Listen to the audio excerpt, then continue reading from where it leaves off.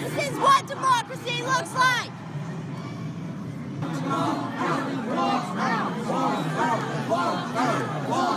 Well, really, I think that the majority of people are here because they feel that their voices have been silenced by the DNC. There is a lot of talk among the Democrats right now, and I'm sure especially on mainstream media and whatever you're seeing on the news, saying that we are unified behind Hillary Clinton and that there is unity in the party. And there very clearly is not. I am here, and There is clearly not unity. This is feigned unity. They basically tried to make it as if all of these people were united, all of these people were together. They were not. It was clearly not. I mean, you had an actual literal walkout of the DNC convention of all of these people saying that they were being gagged or having noise machine turned against them in order to shut them up. But basically, they weren't united. They weren't on board for the Democratic Party and what that party was pushing for. And they felt maligned and cheated. And their response was to not stand for it and to basically walk. Hopefully they walked far enough where they wouldn't necessarily join the party when the party puts up either Clinton or Clinton 2.0, one Joe Biden. Right now, Sanders has basically created a contract. And that contract basically has his delegates, people who are going to be his delegates at the convention or his delegates, but to basically not disparage the Democratic Party or members of the party. He basically told them when they're on social media or they're interacting publicly to think about what they're saying and to not say anything that will be considered disparaging or that may end up being news. Now, he had them sign this in blood to make sure that they would adhere to the rule set that he's creating. Understand how weird this is. This is basically the revolutionary killing off the movement for the Democratic Party. This feigned unity. When the reality of it is, you have his supporters who are very much in this camp of getting policy agenda accomplished. When the best thing that the Democratic Party could do was basically call the president fat. That was what they were considering to be opposition. And now you're telling me that his supporters shouldn't have any issues with that. Well, they should. And the basic muzzling or gagging of his supporters when they have real legitimate concerns, especially in the context of the Democratic Party, that they need to be aired and they need to be heard. And fact is, unless those grievances are aired and heard, you should not support the party. I'm trying to make this point extremely clear. The idea that the party says, yes, we want your vote, but we want you to shut up is beyond the pale. And if indeed they're taking actions like this, where they're basically getting their delegates to not engage in social media, not to say anything disparaging, even when disparaging remarks are warranted and are legitimate, when they are pushing policies that are going to adversely affect people like us and people like this particular country or this world. I guess my basic point is gagging your supporters, gagging your delegates. Understand that you may not want another one of these walkouts. Starts to, this is what we want. We want policy. This is not about tribal politics. We want these policies. Those people are not going to be satisfied with you shutting them up and trying to get them to fall in line without getting any concessions to do so. The questions that Sanders really should be asking, as opposed to having these people sign their name away in blood, is how do you unify the party in a legitimate way, an organic way? Not this nonsense, but how do you unify the party in a legitimate way? Where you don't have people walking out, where you have people who basically feel like they have a share and a part and a place in the Democratic Party despite being lefties. That's your question. This is nonsense. This is bullshit. This is just you trying to force people to shut up for the Democratic Party.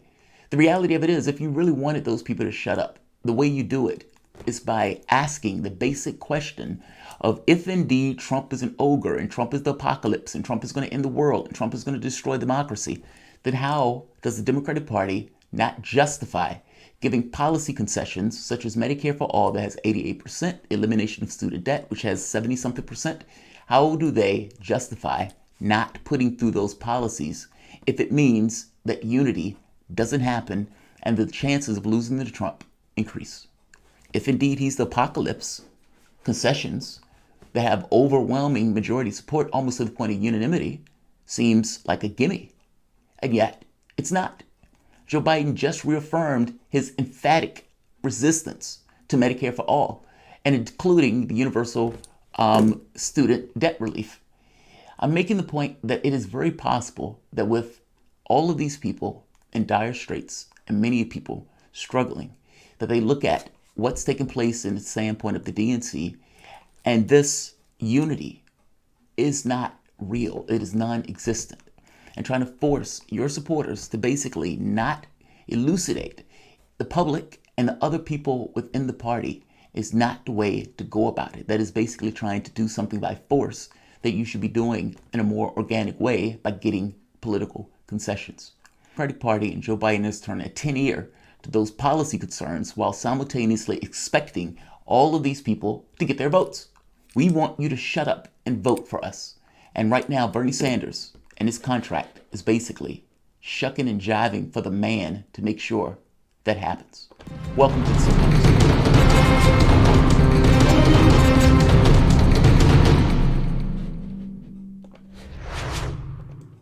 My name is Jamal Thomas. This is the Progressive Soapbox. Guys, if you dig this content, please like, share, and subscribe. You can always support PayPal patron. So this gagging thing slightly bugged me. Maybe slightly is not enough. It bugged me. This country is in the middle of a pandemic. And while in the middle of that pandemic, 40 million people have lost their jobs, 40 million people have lost their health care, 90,000 or over 90,000 have lost their life. We're going up into 100,000. Over 1.6 million people have been affected with the coronavirus. That number doesn't seem to be going anywhere. 43% of those jobs, nearly 40 million, supposedly aren't coming back. Meaning your society has dealt with the trauma, and that trauma is continued to extend right now in regards to the difficulties that people are having in your society. Before all of this took place, meaning the COVID-19, 44% of the population was working under $18,000 a year. Put that in perspective. That is rank poverty. 95% of the jobs created under Obama were low-wage jobs, or these kind of the gig economy jobs. For that matter, 95% of the income gains went to the top 1% under Obama. Under Obama also, and also under Trump, it's not just one or the other. I'm just making the basic point that it extends beyond COVID-19. You had a situation where people were living paycheck to paycheck without even $500 in the bank, the majority, with a large percentage, if I'm not mistaken, 30%, with having zero savings in case of an emergency. Here's the emergency. I mean, my mom was one of those people that had nothing in the bank when we were growing up. And so I understand where people are coming from when you work 40 hours a week. You definitely make ends. You're not necessarily just not fucking around. And yet, whatever you're doing from a job standpoint is not paying what you need to make a basic subsistence living. Why on earth would I have any issue with these guys and people protesting and making their points known to a party that is not listening to them but wants their votes? Now, the wild part about this is, under normal circumstances, these guys, or if you had a unity that was organic, that evolved naturally, you wouldn't have to do this. That's my point. The fact that you have to do the contract gets across that you are not united. And it also gets across that a lot of people are pissed off at what took place in 2020 in regards to the rejection of all of these policies and you not standing up for those policies, anything beyond a speech. Meaning to talk like a revolutionary, but at the end of the day, end up shucking and jiving for the man and for the establishment that you railed against, but can never necessarily associate real human beings and putting a face on the way the establishment and the Democratic Party works. A rational human being should be outraged by this. Why wouldn't they be? With all of this calamity, you have a Democratic Party that basically passed one Republican bill after the next, 4 Republican bills, a pittance to the population itself, not even enough to pay rent, while putting through all of these trillions of dollars for these various corporations, many of which will likely be excused. I guess I'm making the point that why wouldn't people be pissed off? Why wouldn't people be upset that their political instrument is not attending to their needs while attending to the needs of the upper class and these corporations? Monies that should have been spent on human beings. It should have been spent on making sure that these companies can keep these people on the payroll. Hell, even go further and have expectations on the cash that is being dispersed. I guess I'm making a point that the Democratic Party and what it's been pushing when it's been going against Trump has been zero opposition in any real sense, and basically have just gone along with the Republican plan. They finally put out a plan, and it is not only won't pass, they had no expectations of it passing. And it was just basically a wish list of what the Democratic Party basically stood for. And what you found they stood for was COBRA payments, basically giveaways to insurance companies, and backing lobbyists with a $1,200 check one time for human beings. This is your party. This is the party you're shucking and jiving for. People were desperate before this hit, and that desperation went up a notch afterwards. The idea that you're going to have these people sign a contract to shut the fuck up, as opposed to making your arguments about why they need to support Medicare for all and support expansion of student debt, and use the fact that you have that mob and that group of people to create leverage to make that point. If you really and truly wanted to get Joe Biden elected, it may be counterintuitive, but the way you go about doing that is to force concessions. Now, if you don't believe Joe Biden would give concessions in order to beat Trump, then Trump is not the threat that Joe Biden and the Democratic Party is talking about if they're not willing to give concessions where over 80% of people support, 88% of people in the Democratic Party support. I guess the point I'm getting at is if they're not willing to do that to beat Trump, maybe they shouldn't get your support in the first place. It's not an issue of signing your name in blood. The question becomes, will the party accept concessions in order to get lefties to back them? Or are they expecting everything for basically nothing?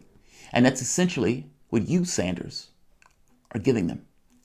Everything for nothing. This is not the way to go about this. The way to go about this is to push and argue and haggle and make the point that, yes, you got my endorsement, but all of those 20, 30, 40 million people out there won't necessarily back you if you're not willing to back this agenda, adding, somebody needs to explain to me why Joe Biden believes that accepting concessions that are 88% and 70% popular are worse, or is worse, than losing to Trump. If indeed you want unity, the pathway is very clear. But that's the catch. The pathway might be clear in regards to get unity, meaning these political concessions. But that's not what they want to do. And they have every expectation that they will be able to use Sanders or AOC or whoever else to con lefties into backing whatever random blue Democrat unity, not just telling people to be united. There is a massive and drastic difference in those things. And with your level of support, you did have the ability to do that. But you can't be terrified, and you can't necessarily be naive into believing that a task force or platform is in any way going to turn out to be any real, legitimate, tangible difference. At the very least, something that Biden wasn't going to be willing to support in general. Meaning, you're getting squat. And in the context of getting squat, they have the expectation that you're going to give them everything for it. And I'm saying that is a ludicrous proposition. And Sanders should not be feeding into this. But at this point, Broken Man Sanders is company man. And he will do whatever he could or can to get people in the Democratic Party. Like, share, and subscribe.